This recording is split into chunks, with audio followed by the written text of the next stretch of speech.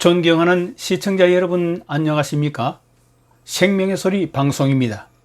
이 방송은 유튜브 시청자분들에게 하늘에서 내려온 영원한 생명의 복된 소식을 전하는 방송입니다.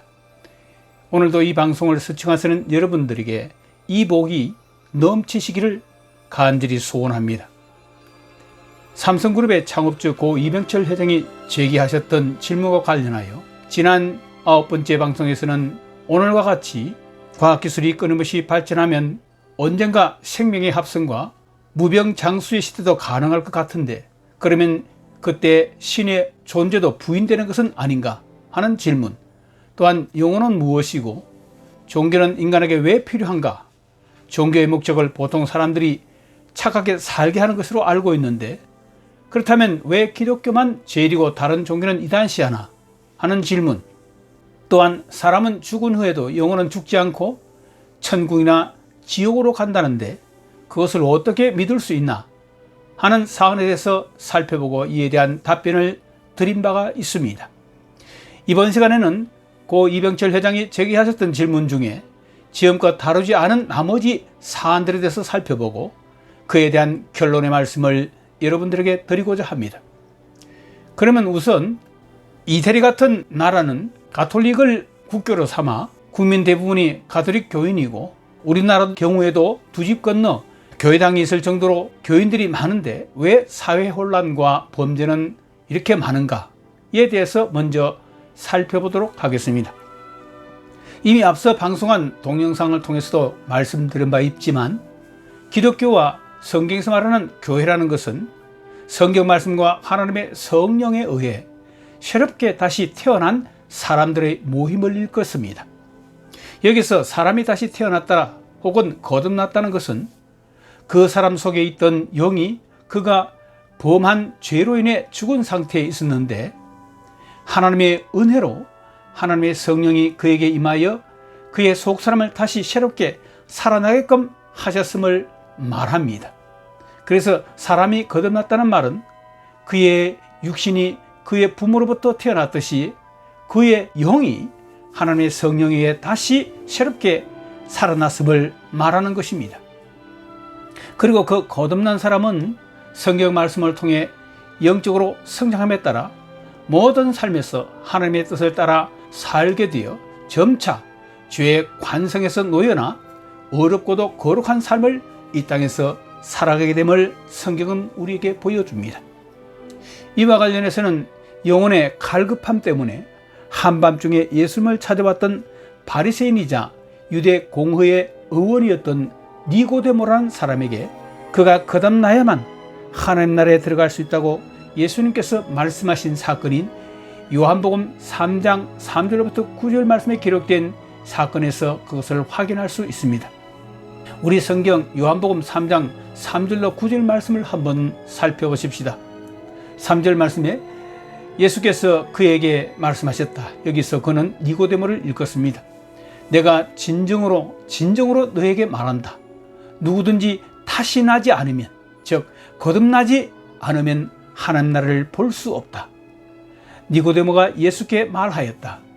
사람이 늙었는데 그가 어떻게 다시 태어날 수 있겠습니까? 어머니 뱃속에 다시 들어갔다가 태어날 수야 없지 않겠습니까? 5절 예수께서 대답하셨다. 내가 진정으로 너에게 말한다. 누구든지 물과 성령으로 나지 아니하면 하나님 나라에 들어갈 수 없다. 육에서 난 것은 육이요 영에서 난 것은 영이다. 너희가 다시 태어나야 한다고 내가 말한 것을 너희는 이상히 여기지 말아라. 바람은 불고 싶은 대로 분다. 너는 그 소리는 듣지만 그 바람이 어디에서 와서 어디로 가는지는 모른다. 성령으로 태어난 사람은 다 이와 같다. 9절 니고데모가 예수께 물었다. 어떻게 이런 일이 일어날 수 있습니까? 이와 같이 예수님께서 니고데모에게 그가 예수님을 찾아온 그 진정한 목적을 이미 알아채고 그에게 정말 거듭나야만 하나님 나라에 들어갈 수 있다고 말씀하고 있는 것을 보게 됩니다. 여기 등장하는 니고데모에게는 이 날이 예수님과의 만남을 통해서 그가 거듭나게 되는 계기가 되었고, 이후에 예수님의 제자가 된 것을 성경은 보여줍니다. 또 이렇게 거듭나서 사람이 새롭게 변화되는 일에 대하여 다른 성경인 고린도후서 5장 17절은 다음과 같이 설명합니다. 누구든지 그리스도 안에 있으면 그는 새로운 피조물입니다. 옛것은 지나갔습니다. 보십시오. 그가 새것이 되었습니다. 누구든지 그리스도 안에 있으면 새로운 피조물입니다. 옛것은 지나갔으니 여러분 보십시오. 새것이 되었습니다. 아멘. 결국 이렇게 거듭난 사람들만이 교회로 구성되어 있다면 세상은 그 가운데 사는 교회로 인해 사회 혼란과 범죄는 훨씬 줄어들게 될 것입니다. 그럼에도 불구하고 세상의 혼란과 범죄가 많은 것은 이렇게 거듭난 사람들보다는 그렇지 못한 일반 사람들이 훨씬 많기 때문이며, 또한 교회당에 다니는 사람들 중에서도 아직 거듭나지 못하고 구도자 혹은 단순한 종교인으로 살아가는 교인들이 많기 때문에 그렇다고 말씀드릴 수밖에 없습니다. 지금 우리나라만 하더라도 거듭나지 못한 교인들을 포함해서 개신교와 가톨릭 신자들이 전체 인구의 약 한 20% 정도밖에 되지 않으니까요. 하나님의 성령과 복음의 말씀으로서 거듭나서 새 사람이 되어 삶에서 변화가 일어나야 하는데, 그렇지 못하고 그저 무종교인 혹은 종교인으로 살아가더라도 거듭나지 못한 사람들이 이 세상에 대다수라는 것이 현실적으로 정말 안타까울 따름이라는 것이죠. 그 다음 고 이병철 회장의 질문인 가톨릭 교회의 신부와 수녀는 어떤 사람이며 왜 독신으로 사는가에 대해서 다음과 같이 답변을 드리겠습니다. 개신교에서는 독신이 목사와 같은 사역자가 되는 조건이 아니기 때문에 목사여 선교사인 저 자신도 결혼을 하고 살고 있지만, 가톨릭에서는 사역자인 모든 사제들은 기본적으로 독신으로 살면서 사역을 하도록 그들의 교회법 또는 제도로 정해진 것으로 우리는 알고 있습니다. 그 이유는 가족을 가지게 되면 하나님의 일에 전념할 수 없다고 생각하기 때문이지요. 물론 그런 측면이 분명히 있습니다. 하지만 성경에서는 독신으로 하나님을 섬길 수 있다면 더더욱 좋을 수 있겠지만, 독신이 어려운 것은 마치 식욕이 우리에게 존재하듯이 하나님께서는 남녀가 서로 사랑하여 결혼을 하고 건실한 가정을 이루어 자식을 낳아 번성하게끔 정욕이란 생리적 욕구가 존재하도록 우리를 만들어 놓으시기 때문이라는 것이죠. 성경에서는 이 정욕을 죄가 되는 간음 등 음행이 아닌 합법적으로 사용할 수 있도록 사랑하는 남녀가 결혼을 하여 부부행위를 하는 것으로 열어놓았습니다. 그리고 이로써 사랑하는 부부가 육체적으로도 하나가 되어 온전함을 이루도록 하나님께서는 일륜법으로서 만들어 놓으신 것입니다. 그래서 평생 독신을 하나님의 은사로 받아 하나님의 일을 했던 사도 바울마저도 결혼 제도와 독신에 대한 성경적인 가르침을 고린도전서 7장 2절로 7절 말씀을 통해서 다음과 같이 가르치고 있습니다. 고린도전서 7장 2절로 7절 말씀입니다. 그러나 음행에 빠질 유혹 때문에 남자는 저마다 자기 아내를 두고 여자도 저마다 자기 남편을 두도록 하십시오. 남편은 아내에게 남편으로서의 의무를 다하고 아내도 그와 같이 남편에게 아내로서의 의무를 다하도록 하십시오. 아내가 자기 몸을 자기 마음대로 주장하지 못하고 남편이 주장합니다. 마찬가지로 남편도 자기 몸을 자기 마음대로 주장하지 못하고 아내가 주장합니다. 그러므로 서로 물리치지 마십시오. 여러분이 기도에 전념하기 위해서 얼마 동안 떨어져 있기로 합의한 경우에는 예외입니다. 그러나 그 뒤에 다시 합하십시오. 여러분이 정욕을 절제하는 힘이 없는 틈을 타서 사탄이 여러분을 유혹할까 염려되기 때문입니다. 그러나 내가 이것을 말하는 것은 그렇게 해도 좋다는 뜻으로 말하는 것이지 하나님의 명령으로 말하는 것은 아닙니다. 나는 사실 모든 사람이 다 나와 같이 되기를 원합니다. 그러나 각 사람은 하나님께로부터 받은 은사가 있어서 이 사람은 이러하고 저 사람은 저러합니다. 아멘. 그러므로 존경하는 시청자 여러분, 독신을 하나님께로부터 은사로 받아 여자를 보고도 음욕을 품거나 또는 음행의 죄를 짓지 않을 수 있게 된 그렇게 절대된 사람은 어떤 사람에게도 매이지 않고 오직 하나님께만 전심으로 섬길 수 있을 것이기 때문에 그 독신은 하나님을 섬기는 데 있어 최상의 방법일 수 있습니다.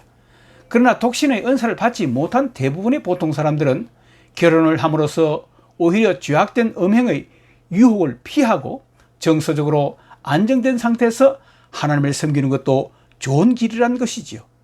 오히려 독신의 은사를 받지 않았음에도 교회법으로 정해졌으니 어쩔 수 없이 독신으로 사역하다가 되려 음행의 죄에 빠지는 유혹과 위험은 항상 존재할 수 있고 자칫 그 죄에 빠져 사역은커녕 자기 영혼의 멸망을 초래할 수도 있기 때문에 이러한 선택에는 신중을 기해야 할 것입니다. 이 질문에 더하여서 로마 교황의 결정에는 잘못이 없다는데 그도 사람인데 어떻게 그런 독선이 가능한가? 라는 이병철 회장의 질문에 대해서는 다음과 같이 답변을 드리겠습니다.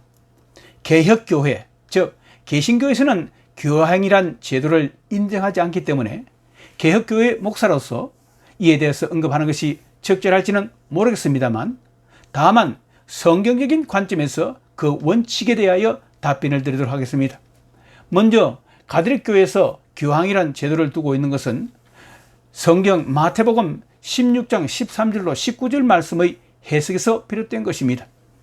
그러면 먼저 마태복음 16장 13절로 19절 말씀을 우리 한번 살펴보십시다. 13절 제가 읽어드립니다. 예수께서 빌립보 가이사라 지방에 이르러 제자들에게 물어 이르시되 사람들이 인자를 누구라 하느냐. 여기서 인자는 예수님 자신을 일컫습니다. 사람들이 인자를 누구라 하느냐. 14절 그들이 이르되 즉 예수님의 제자들이 이르되 들으는 세례 요한 들으는 엘리야 어떤 이는 예레미야나 선지자 중에 하나라 하나이다. 예수께서 이르시되 너희는 나를 누구라 하느냐. 시몬 베드로가 대답하여 이르되 주는 그리스도시요 살아계신 하나님의 아들이시니이다. 예수께서 대답하여 이르시되 바요나 시몬아 네가 복이 있도다. 이를 내게 알게 하신 이는 혈육이 아니요 하늘에 계신 내 아버지시니라. 또 내가 네게 이르노니 너는 베드로라. 내가 이 반석 위에 내 교회를 세우리니 음부의 권세가 이기지 못하리라. 내가 천국 열쇠를 내게 주리니 네가 땅에서 무엇이든지 매면 하늘에서도 매일 것이요 내가 땅에서 무엇이든지 풀면 하늘에서도 풀리리라 하시고. 아멘. 방금 제가 읽었던 이 성경 구절의 말씀을 해석하면 대충 이러합니다. 예수님과 그의 제자들이 가이사라 빌립보라는 지방에 들어갔을 때 사람들이 예수님에 대하여 구약의 여러 선지자 중의 하나가 살아났다고 하거나 혹은 그런 선지자 중의 하나라고 평언하고 있었기 때문에 제자들에게 예수님께서 그것에 대해서 물어보았던 것입니다.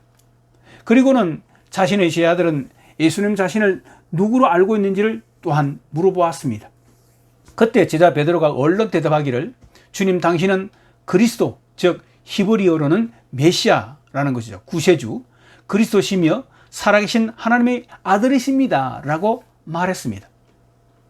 베드로의 이 신앙 고백을 들으신 예수님은 그를 축복하셨고 베드로가 예수님의 정체에 대해서 이렇게 정확한 사실을 알게 된 것은 사람들로부터 배우거나 또는 베드로 자신의 지혜로 말미암은 것이 아니고 하늘의 하나님께서 그에게 계시로 알려 알게 하신 것이라고 말씀하셨습니다.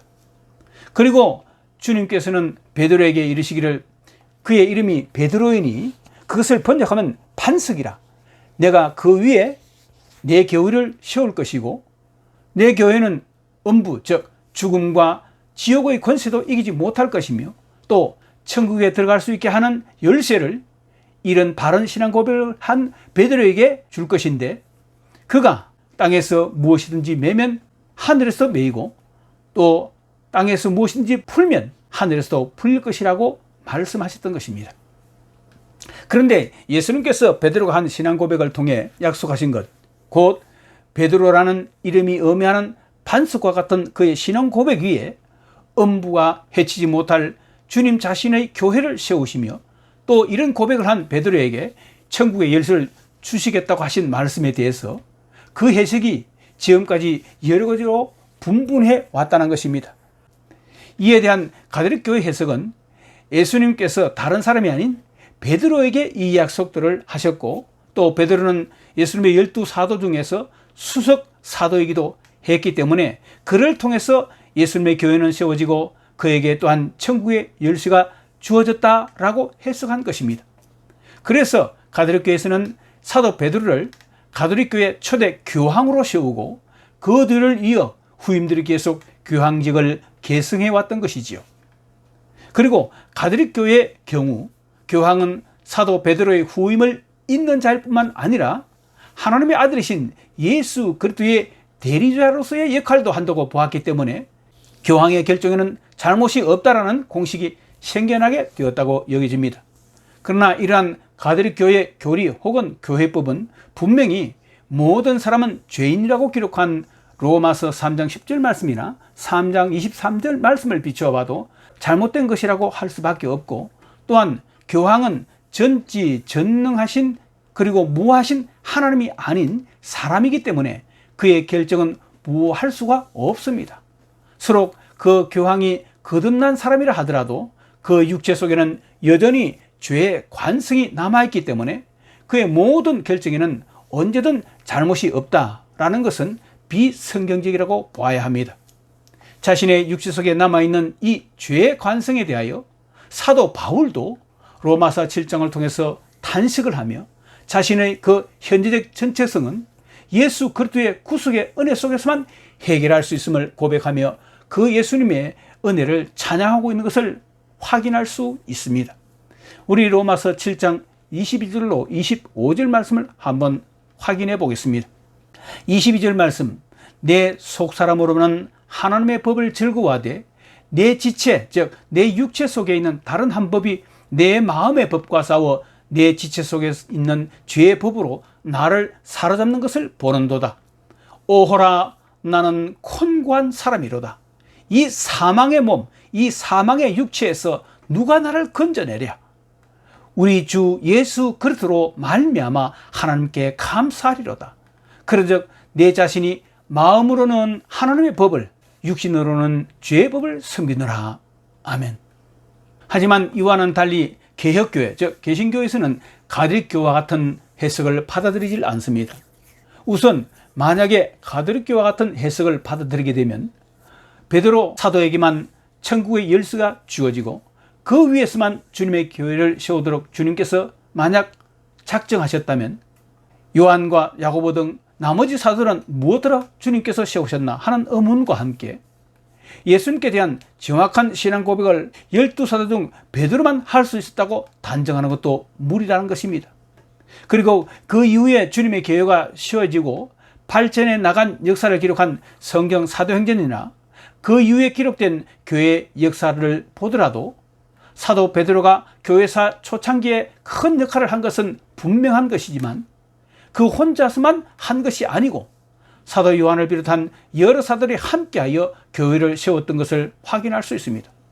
또한 그 이후에 이방인의 사도로 시험을 받고 사역한 사도 바울을 통한 교회 역사의 발전은 그 사역의 발자취와 함께 성경에 기록된 그의 12권의 바울 서신들 등을 통해서 볼 때에도 더 엄청난 역사가 일어났다는 것을 확인할 수 있습니다. 그러므로 앞서 읽은 마태복음 16장 13절로 19절의 말씀에 대한 해석에 있어 그 요점은 베드로라는 한 특징인에게 초점을 맞출 것이 아니고 베드로가 예수님께 분명하고도 정확한 신앙 고백을 확신에 차서 한 행위, 그것에 맞춰져야 하며 사실 이런 고백은 사도 요한이나 다른 사도들도 할 수 있었을 것이기에 주 예수님은 그들에게도 동일한 약속을 하였을 것이라는 것이지요. 그 다음으로 살펴본 질문은 천주교의 어떤 단체는 기업주를 착취자로 또 근로자를 착취당하는 자로 단정하여 기업의 분열과 파괴를 조장하는데 자본주의 체제와 그러면 미덕을 부인하는 것인가? 라는 질문인데 이에 대해서 간단히 답변을 드리도록 하겠습니다.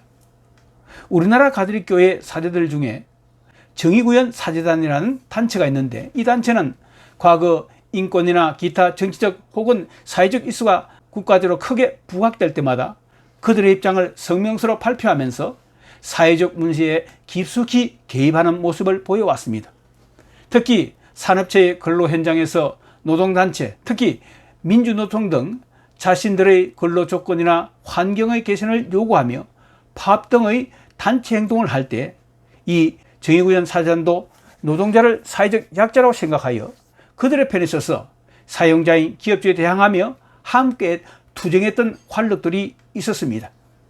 물론 성경에서도 하나님께서는 과부나 고아 혹은 이방인들, 즉 객들, 그리고 가난한 자들을 사회적 약자로 규정하시면서 그들을 교회나 국가가 그 사회 안전망을 통해서 도와줘야 하며 공동체 안에서 함께 살아갈 수 있도록 하라고 여러 성경 말씀들을 통해서 지적하고 있습니다. 그리고 주 예수님께서도 하나님의 뜻이 하늘에서 이루어진 것 같이 이 땅에서도 이루어지도록 그의 공의로운 나라, 그의 공의로운 통치가 이 땅에 임하도록 우리 교회로 하여금 기도하도록 하였는데, 그것을 성경 마태복음 6장 9절로 13절 말씀을 통해서 우리에게 지금 가르치고 계시고, 또한 교회도 충분하지는 못하지만 사회적 약자들을 선행으로 섬기도록 지금까지 애쓰고 있다는 것은 분명한 사실입니다. 하지만 교회가 아닌 세상에서는 어떤 모습을 보게 됩니까? 대부분의 세상 사람들은 그들의 탐욕을 따라 기업의 고용주든 근로자든 자기들 편에 더 많은 이익과 권리를 가지려고 하는 경향이 강하여 그들 간의 갈등이 심화되면 서로 적대시하고 찍어 누리려는 극단적인 상황까지 다다르게 됩니다. 특히 여기에 정치 사회적인 이념 투쟁까지 합세하게 되면 이러한 상황들은 더욱 악화되어 나라 전체가 분열되는 내용을 겪어온 것이 우리 사회의 일그러진 모습이었습니다. 그러나 자본주의를 근간으로 하는 자유시장 경제체제든 공산주의를 근간으로 하는 사회주의 경제체제든 그 어느 것도 완벽할 수는 없는 것입니다. 물론 지금까지의 자본주의의 역사와 사회주의 경제체제의 역사를 비교해보면 자본주의 경제체제, 즉 자유시장 경제체제의 국가가 훨씬 더 사회주의 경제체제보다도 효율적으로 발전되어 왔다는 것은 분명한 사실입니다. 게다가 18세기에서 19세기의 산업혁명에 따른 발전된 근대사회에 와서는 자본, 즉 돈이 인간에게 행복을 가져줄 것이라는 망상 때문에 그것이 모든 사람의 우상이 되어서 그들의 정신체계까지 점령하게 되는 오늘날에 이르렀습니다. 그러다 보니 현대인들은 물질적으로는 풍요하지만 정신적으로는 상대적으로 황폐해가는 사회상의 실로 안타까울 따름이지요. 그런 점에서 교회가 이 세상 속에서 하나님의 은혜가 골고루 나누어지도록 하고 화평케 하는 피스메이커로서의 역할을, 그 사명을 다하는 것은 진정 막중하다 아니할 수 없을 것입니다. 이제 마지막으로 살펴볼 고 이병철 회장의 질문인 지구의 종말은 과연 오는가? 지구의 종말은 과연 오는가에 관해서 성경적인 답변을 드리도록 하겠습니다. 성경 전도서 3장 1절로 8절 말씀에서는 분명히 만사에는 다 때가 있으며 시작할 때가 있으면 끝날 때도 있음을 말씀하고 있습니다. 그러므로 이 세상 지구, 이 세상도 그 시작이 있었듯이 종말의 때도 있게 될 것임을 다음에 성경 말씀 등등을 통해서 암시해주고 있습니다. 전도서 3장 1절로 3절 말씀만 함께 살펴보겠습니다. 1절, 범사에 기한이 있고 천하만사에 다 때가 있나니 날 때가 있고 죽을 때가 있으며 심을 때가 있고 심은 것을 뽑을 때가 있으며 죽일 때가 있고 치료할 때가 있으며 헐 때가 있고 세울 때가 있으며. 아멘.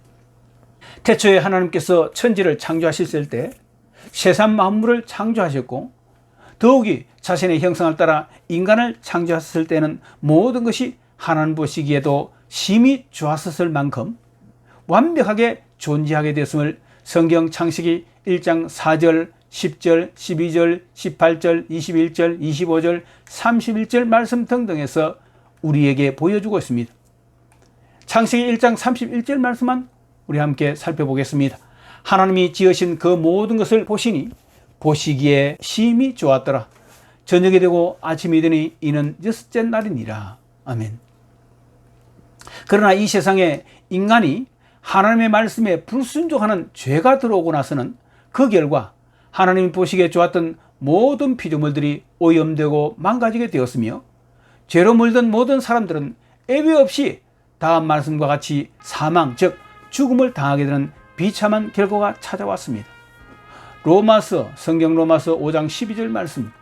그러므로 한 사람, 즉 아담으로 말미암아 죄가 세상에 들어오고 죄로 말미암아 사망이 들어왔나니 이와 같이 모든 사람이 죄를 지었으므로 사망이 모든 사람에게 이르렀느니라. 아멘. 하지만 만물을 창조하신 하나님께서는 타락하여 죄와 저주 아래에서 고통을 받고 있던 우리 인간들을 건져서 구원해 주시려고 그의 아들 예수 그리스도를 세상에 보내시고 우리를 대신하여 십자가의 형벌을 받게 하셨던 것입니다. 그리고 우리가 우리 죄를 회개하고 예수 그리스도를 주님으로 믿고 따르게 되면 하나님은 우리에게 구원을 허락하시는 지금의 신약시대에 이르게 되었습니다. 그러나 주 예수님은 구원받은 그의 백성들에게 이 복된 소식을 온 세상 땅끝까지 전하라고 명령하셨는데, 이는 이 일이 다 이루어진 후에 부활 승천하신 주님께서 종말에 이 세상에 다시 오셔서, 즉 재림하셔서 범죄한 사람들과 세상 나라들을 심판하여 이 세상 역사를 마감짓게 하시고 그리고 그의 왕국을 세워 통치하시기 위함임을 성경 마태복음 24장 25장 말씀을 통해서 분명히 말씀하셨습니다. 그리고 이 세상 종말 때 주 예수님은 요한계시록 20장에 기록된 대로 구원받은 자기 백성들과 함께 지상에서 천년 왕국을 새롭게 세워 통치하시다가 그 천년이 찬 후에는 그의 왕국을 하나님 아버지께 바치게 될 것을 보여줍니다. 그리고 그 이후에는 하나님께서 마지막 신보좌 대심판을 통해서 인류 역사 이래 모든 살았던 사람들을 부활시키셔서 그들의 행한 대로 심판하실 것이며, 그 이후에 요한계시록 21장 22장에서 기록된 대로 그가 새롭게 창조하신 새 하늘과 새 땅, 새 예루살렘, 즉 새로운 우주 질서의 영광스러운 곳에서 하나님의 백성들과 함께 다시는 눈물이 없고 고통이 없는 영원한 행복의 영원한 생명의 나라에서 함께 누리게 하실 것을 말씀하고 있습니다. 그러므로 구약 성경 중 예언서들과 신약 성경에서는 이 세상 종말에 관한 메시지로 가득 차 있으며, 하나님과 그의 아들 예수 그리스도께서도 이 종말에 관해 친히 말씀하셨기 때문에 세상의 종말은 분명히 올 것입니다. 그리고 그 때를 기다리며 소망경에 절구하는 것이 구원받은 하나님의 백성들의 삶이요, 또한 예수 그리스도에 의한 대속의 은혜로 죄 사함을 받게 되는 복된 소식을 전가하는 것이 이 세상 우리 교회가 존재하게 되는 이유가 되는 것입니다. 존경하는 시청자 여러분, 지금까지 저는 고 삼성그룹의 창업주였던 이병철 회장이 남긴 이 24가지 인생 수수께끼에 대한 질문에 답하는 형식으로 여러분께 성경을 근거로 하여 말씀을 드렸습니다.